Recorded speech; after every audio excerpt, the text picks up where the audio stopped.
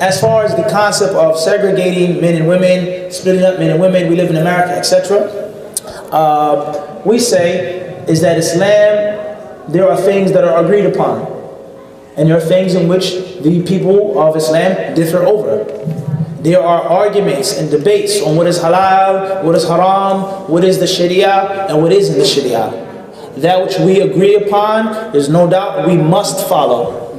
That which is clear, and the proof and the evidence from the Qur'an and Sunnah clearly establishes, we must follow. That which could go more than one way, could be understood in more than one way, and which is a proof and evidence on each of the two sides, then that's a different issue. Those who see this, that's what they should follow without disrespecting the next. Those who have a contrary view, they should follow that view without disrespecting the next person. So there's levels. So is free mixing haram? Is it permissible to do a lecture like this? Men and women sitting all over the place, so on and so forth. That is a lecture in itself. In the time of the Prophet ﷺ, were there women with the men? Did the women sit next to the men? Did the Prophet speak in front of the women?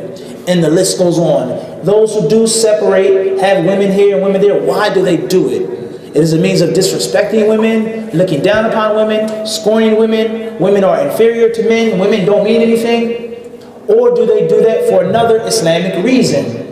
Honoring women, respecting women, shyness, lowering the gaze, and the list goes on. The answer to all of these questions is found in one verse in the Qur'an. In the 4th chapter, Allah says, فَإِن تَنَازَعْتُمْ فِي شَيْءٍ فَرُدُّوهُ إِلَى اللَّهِ وَرَسُولِهِ إِن كُنتُمْ تُؤْمِنُونَ بِاللَّهِ وَالْيَوْمِ الْآخِرِ ذَلِكَ خَيْرٌ وَأَحْسَنُ تَأْوِيلًا. Allah says what is translated to mean, and if you differ on anything, فَإِن تَنَازَعْتُمْ فِي شَيْءٍ, if you differ on anything, then take it back to Allah and His Apostle. If you truly believe in Allah in the last day, certainly that is a better and more thorough determination and outcome. So what did the Prophet do during his time? Did the women and men sit together and mix or not?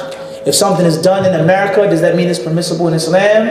Is it okay to sit? All of these questions, they have to be referred back to the Islamic jurisprudence, the fiqh, the sharia. What is found, we have to follow, despite my culture or my opinion. My culture, men and women are like this. My opinion, women shouldn't be nowhere near me. Women should be up here. It's not my opinion. It's not his opinion. It's not your opinion. But it's what is clearly mentioned in the book and in the sunnah. That which is not 100% clear, which isn't absolutely clear, we go back to the closest view. The view that's closest to the kitab and to the sunnah, and that's what we follow with respect and with etiquettes with our Muslim brothers and sisters. They invited me to this mosque. I saw something that was wrong. I did not agree with it. I don't have to embarrass the imam in front of everyone. I don't have to look down upon the people. People are barely coming to the mosque. People are barely making salah. They're barely praying. So it may not be from wisdom for me to speak out against it and lash out against it. There is hikmah. So I'm going to say, Brother Fahim, inshallah, the next time, so on and so on and so forth. I don't have to embarrass him in front of everyone. Somebody may ask a question which I feel is inappropriate, or it may be embarrassing. I don't have to criticize someone like this all of the time. So every time, every place, there's something to say and something not to say. So the concept of free mixing, sitting in a circle, in a gathering, that has to be dealt with, what? In a lecture in itself. To keep things brief, Sheikh, and not for anyone to feel like I'm avoiding the question or trying to dodge the question, we say there's sometimes, there's no doubt, in which free mixing between men and women is unlawful. There's some instances in which a man and a woman to be together, which they're not relatives, they are married, is haram. And it is a door to evil. And there are certain instances in which men and women being together is not haram. If a person is a mahram, your relative, if it's more than 2 people, and the list goes on. There is no one direct black and white rule. The general rule is that Islam is a deen of shyness, a deen of piety, and a deen of righteousness. I'll leave you with this one thing. In America, we encounter people that aren't Muslims. This is not Saudi Arabia or Yemen or Egypt or any other place in which they're predominantly Muslims. So I may go to a place, I may get on a bus or train or plane, and a woman will extend her hand to me. She say, "How are you doing? Nice to meet you, Mufti Muhammed Muneer." And I may say, "Hello, how are you?" Give a cordial, basic smile without extending my hand. Now, where I'm from, Philadelphia, Pennsylvania, New York may be different, but where I'm from, that's considered to be rude and disrespectful. You don't shake the lady's hand, that's rude. So what do we do in this situation?